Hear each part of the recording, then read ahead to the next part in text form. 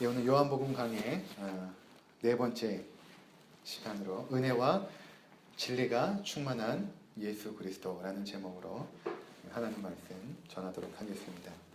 오늘은 그 본문의 그 내용들을 우리가 논리적인 순서로 한 가지 살펴보면서 이 내용이 바로 우리에게 무엇을 증거하고 있는지를 살펴보도록 하겠습니다. 첫 번째는 하나님은 보이지 않는다라는 것입니다. 오늘 본문을 잘 보시면 18절에 보니까 본래 하나님을 본 사람이 없다 이렇게 말씀하고 있죠. 하나님을 본 사람이 없다. 그러니까 하나님은 창조주이시고 우리는 피조물이죠. 근데 피조물인 우리 인간이 하나님을 알 수 있는 길이 없습니다. 왜냐하면 그분은 우리를 초월해 계세요. 그러니까 초월적인 존재에 대해서 우리는 인식하는 것이 불가능합니다. 그러니까 우리가 어떤 말로 그 초월적인 존재를 설명하는 것도 사실은 불가능한 것이죠. 그러니까 만일 우리가 하나님의 어떤 초월적인 존재에 대해서 설명을 하고 말을 하기 시작하면 이미 그 존재는, 여러분 잘 생각하셔야 돼요. 그 존재는 우리가 만들어낸 존재입니다. 그리고 우리보다 열등한 존재이죠. 예를 들어서 생각해 보세요. 봉황이라는 새가 있죠. 중국 전설에 나오는 상상의 새입니다. 실제로는 없어요.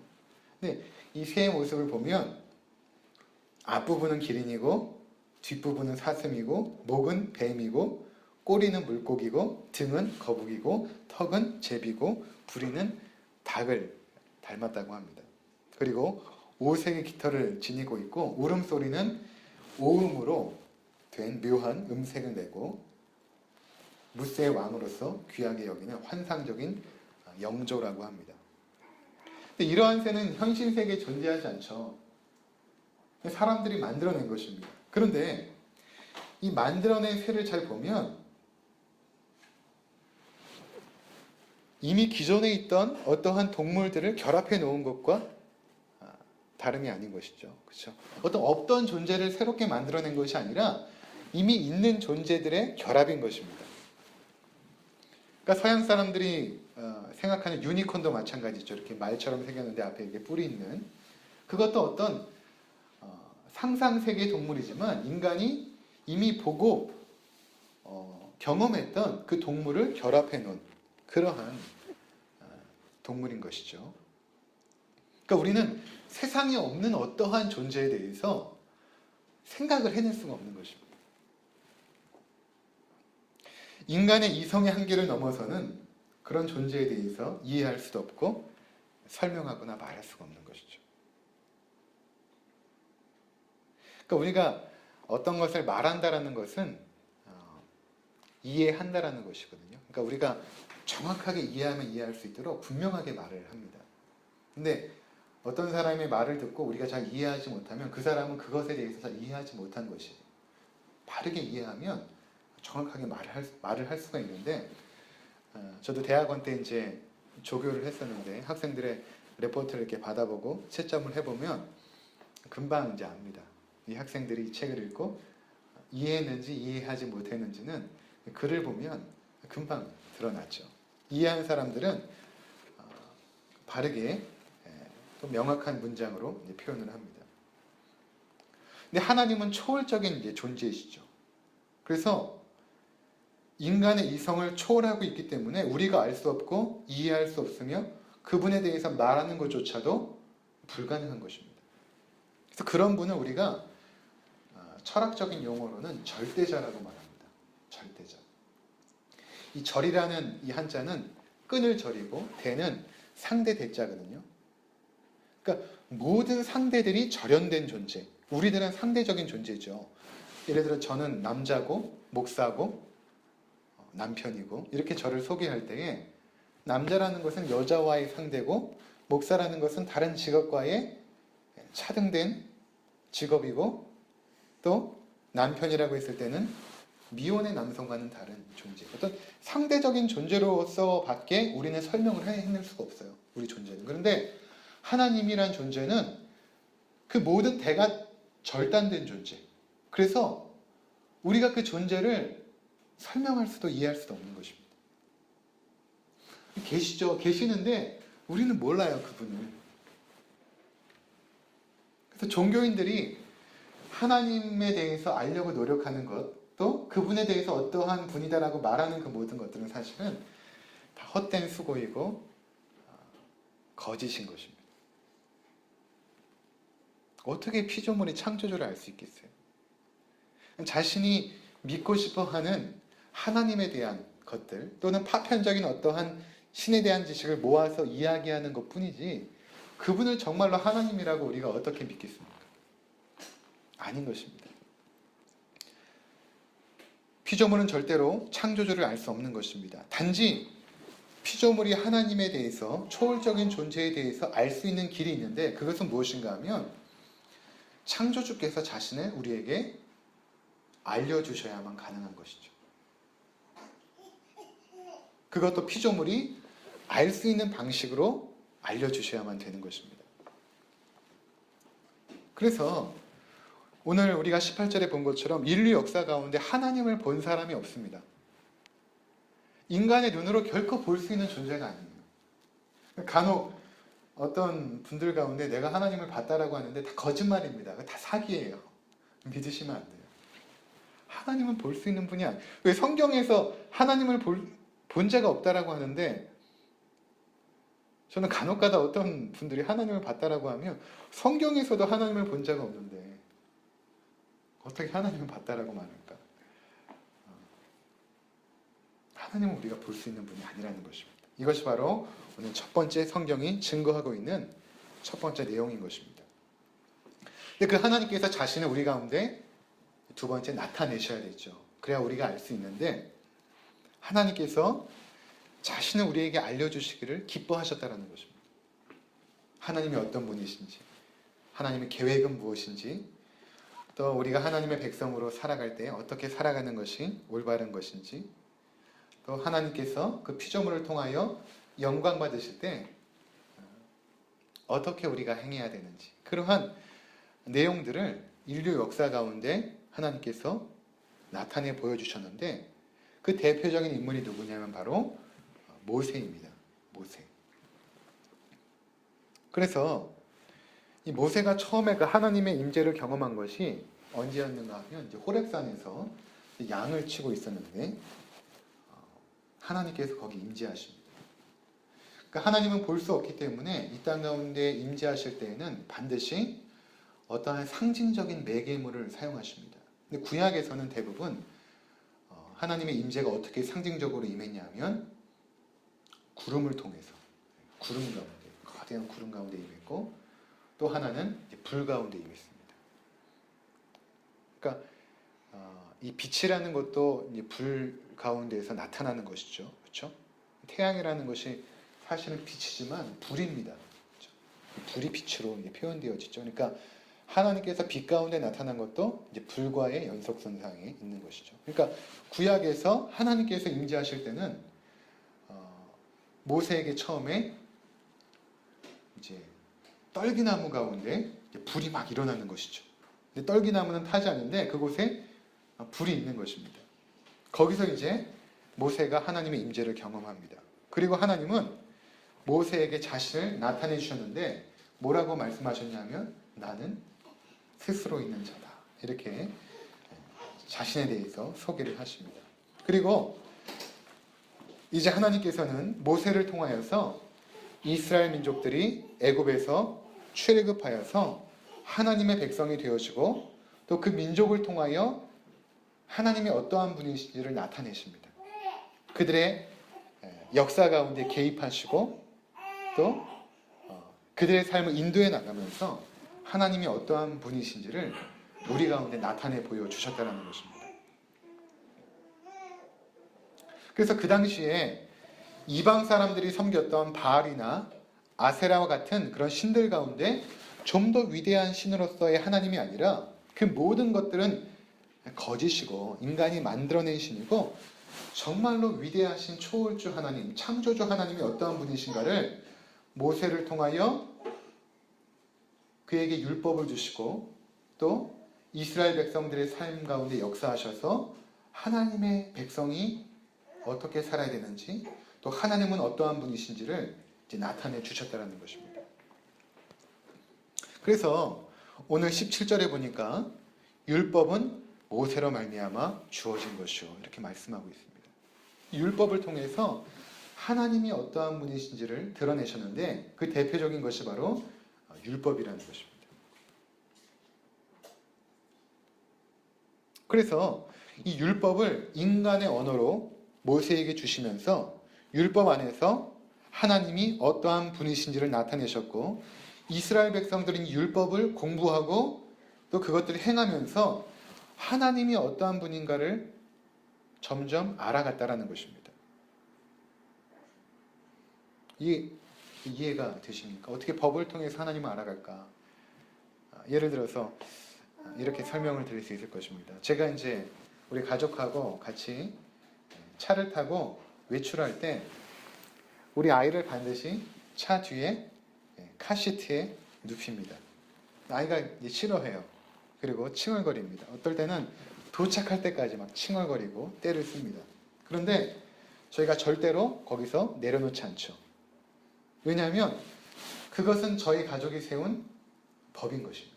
원칙이에요. 아이는 절대 뒷자리에 카시트에 태운다. 이것이 저희 가족이 세운 법이고 질서이고 원칙인 것입니다.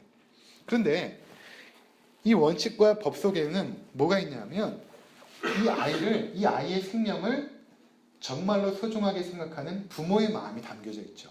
그렇죠?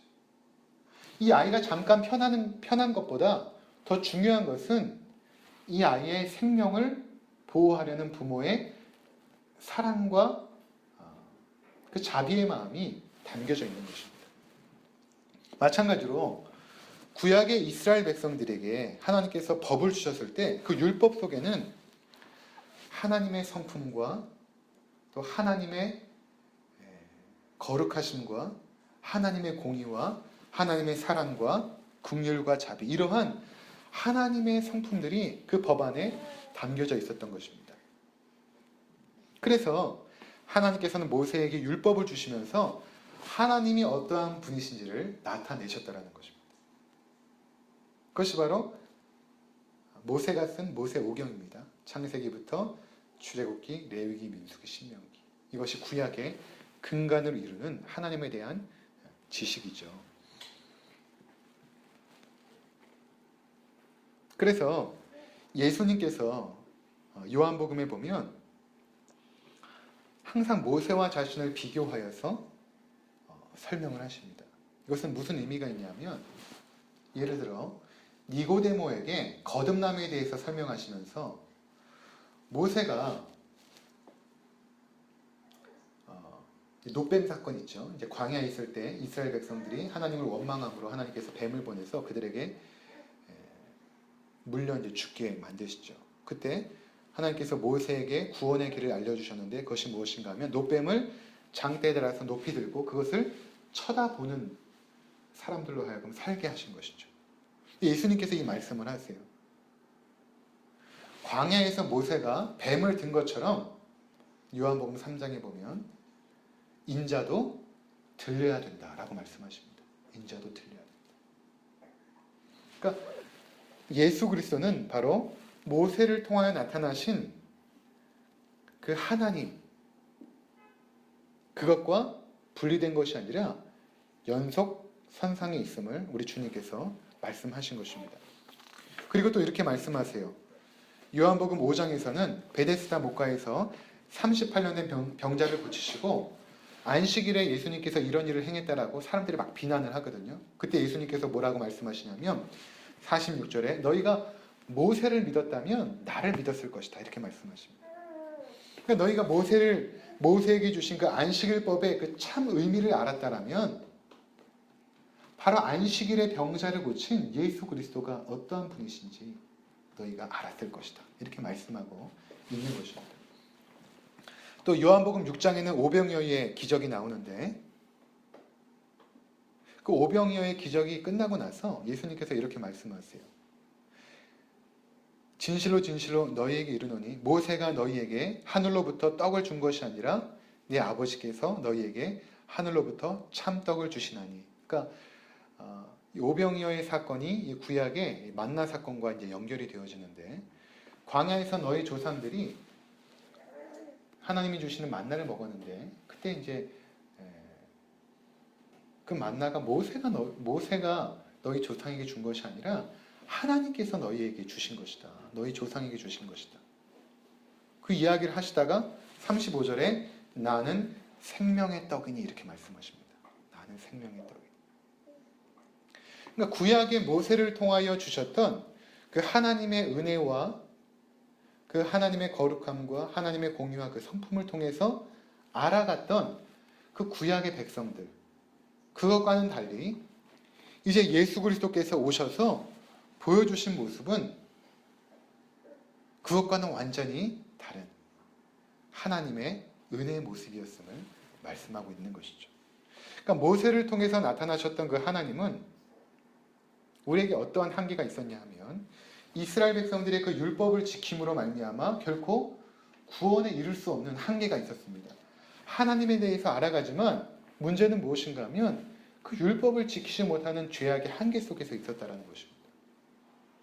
그런데 이제 우리가 살펴보게 될 그 예수 그리스도는 바로 그러한 모든 한계를 극복하여 우리를 완전한 구원에 이룰 수 있는 그러한 은혜와 진리가 충만한 예수 그리스도라는 사실을 우리 가운데 말씀하고 있다는 것입니다. 그래서 이 세 번째 우리가 살펴보게 될 것은 하나님이 인간이 되셨다는 것입니다.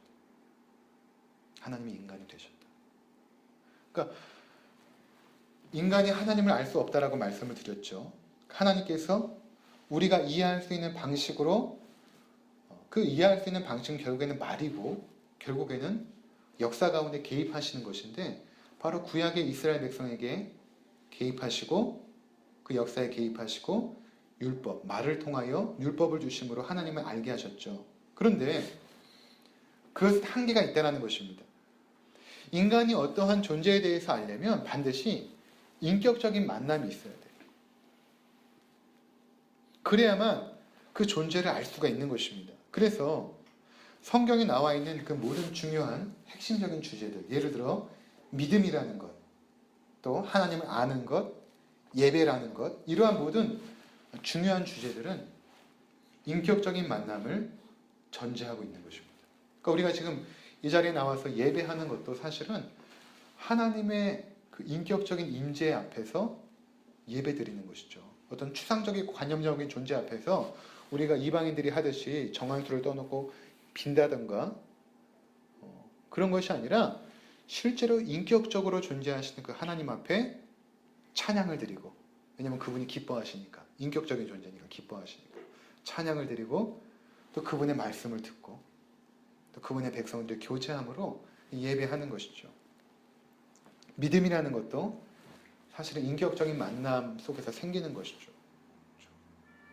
이 부분에 대해서는 제가 전에 한번 말씀을 드렸습니다.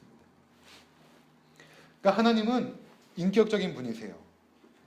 그래서 성경에 보면 사랑하시고 또 죄에 대하여 분노하시고 때로는 그분의 백성이 다른 길로 갈 때 안타까워하시고 또 자신을 아버지로서 우리 가운데 소개하십니다. 그 초월적인 하나님께서 내가 너희의 아빠다, 아버지다, 이렇게 예수님께서 가르쳐 주시죠. 그러니까 그 인격적인 하나님이 단지 상징적인 임재와 율법의 조항들, 그리고 때로 선지자들의 말을 통해서 우리가 이해하는 것이 한계가 있기 때문에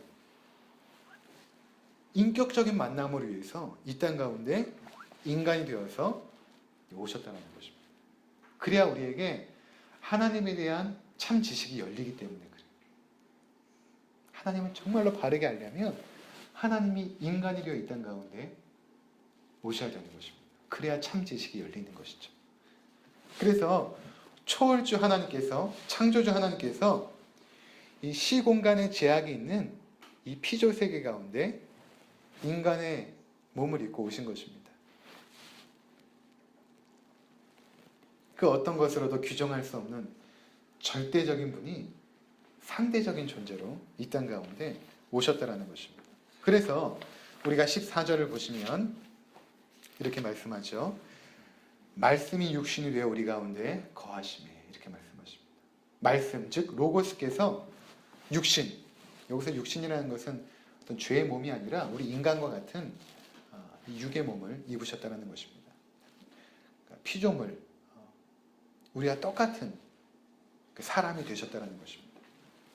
그래서 어떻게 하셨냐면 우리 가운데 거하심에, 이렇게 말씀하고 있죠. 우리 가운데 거하심에. 이 거하다라는 단어가 참 중요한데요. 우리 가운데 거하시네. 말씀이 육신이 되어 우리 가운데 거하셨다 할 때 이 거하심이라는 단어를 공부를 해보니까 성막을 치다라는 단어입니다. 성막을 치다. 그러니까 구약에서 하나님께서 우리 가운데 거하실 때 어떻게 거하셨습니까?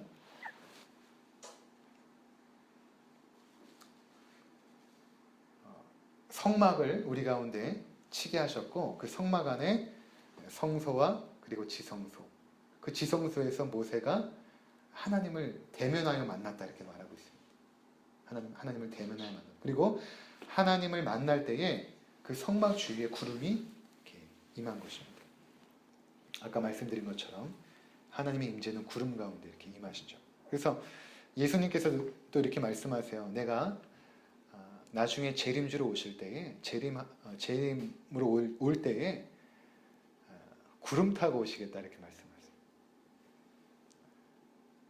저도 옛날에 예수님께서 이렇게 구름을 타고 손오공처럼 오실까?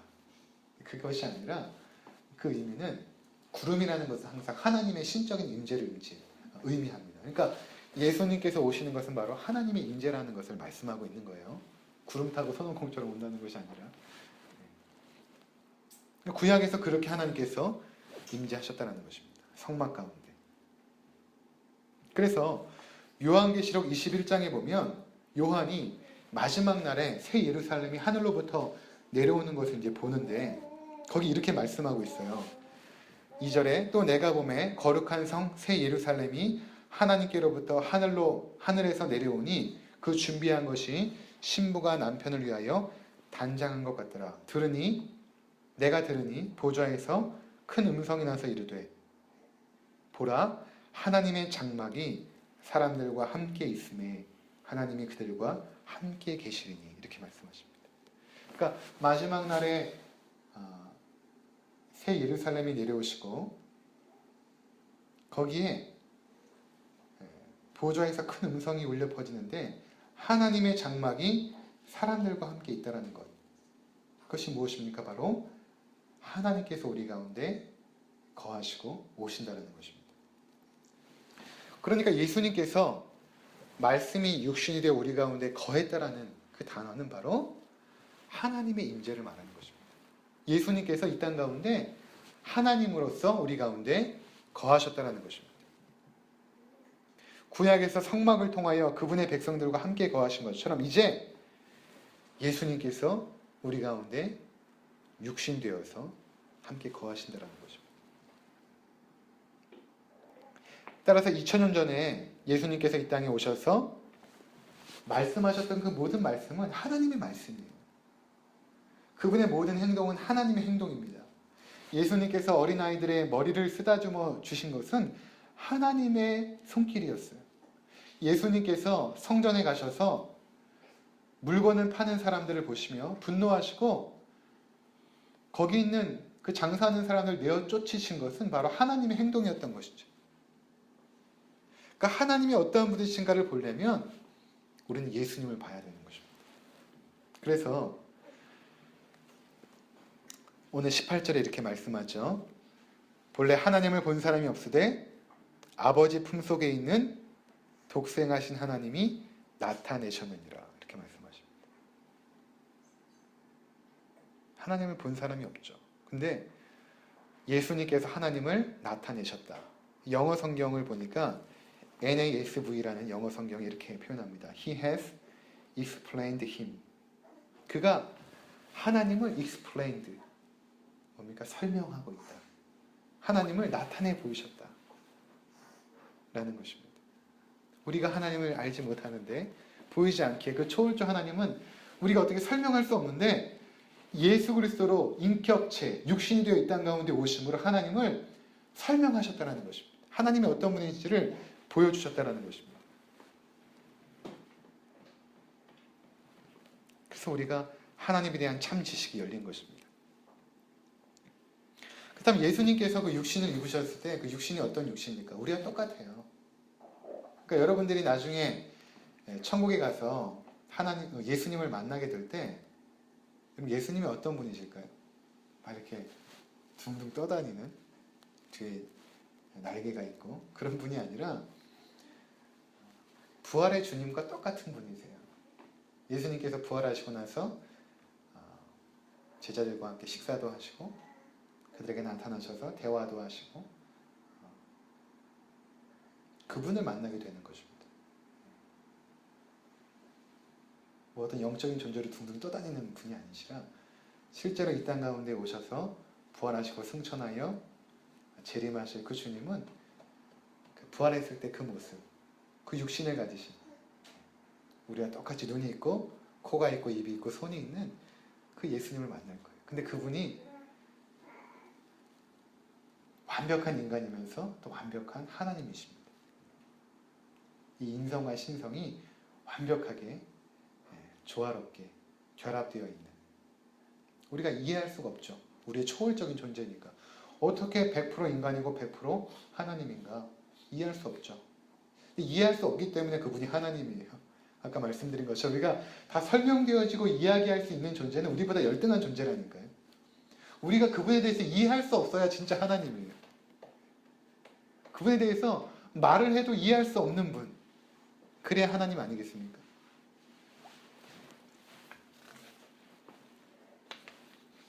네 번째로 우리는 예수 그리스도 안에서 하나님을 본다라는 것입니다.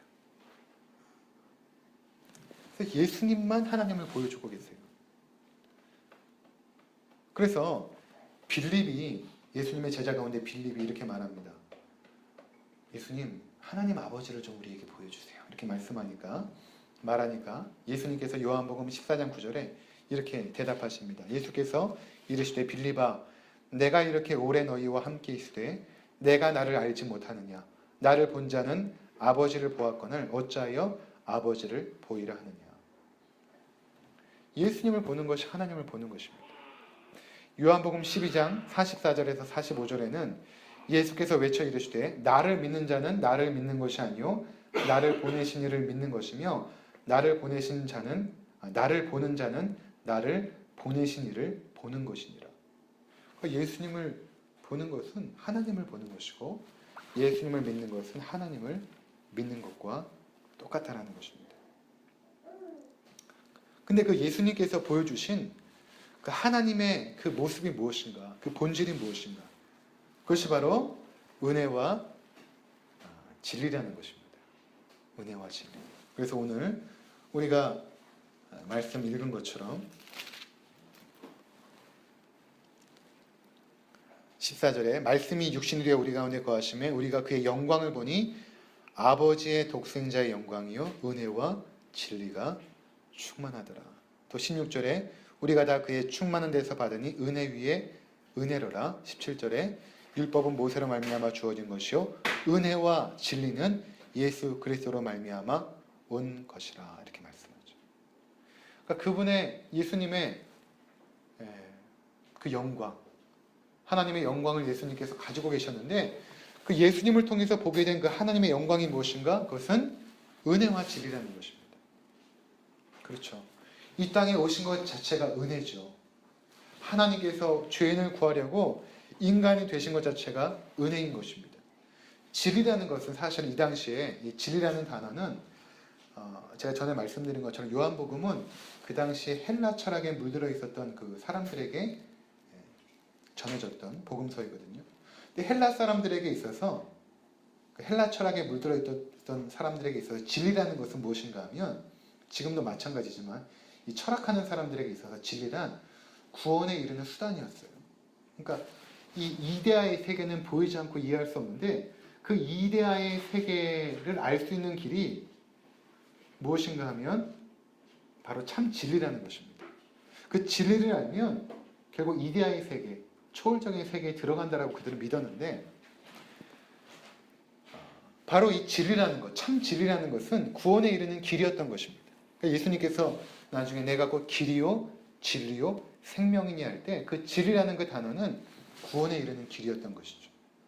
그러니까 예수 그리스도를 통하여 하나님은 알게 되는 그 초월주 하나님, 우리가 보이지 않았기 때문에 어떻게 설명할 수 없었던 절대자, 그 무규정자였던 그 하나님에 대한 진리가, 그 지식이 예수 그리스도를 통하여 우리 가운데 열려졌다는 것입니다. 그래서 예수님이 진리예요.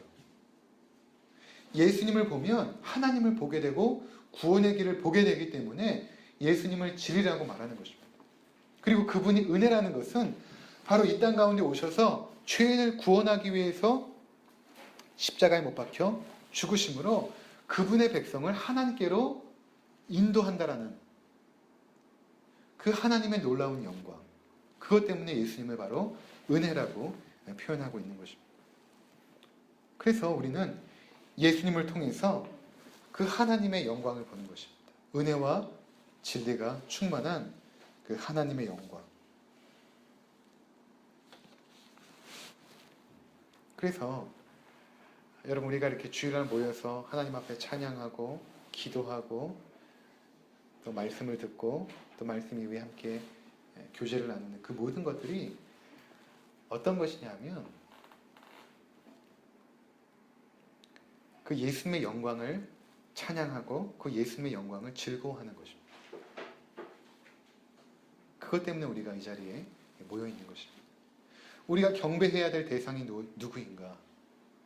우리가 이 자리에 왜 모여 있는가? 그것은 우리를 구원하신 은혜와 진리가 충만한 그 하나님의 영광을 우리가 찬양하고 우리가 기억하고 서로 나누고 그 기쁨 가운데 거하는 것이 바로 이 예배의 시간이라는 것입니다.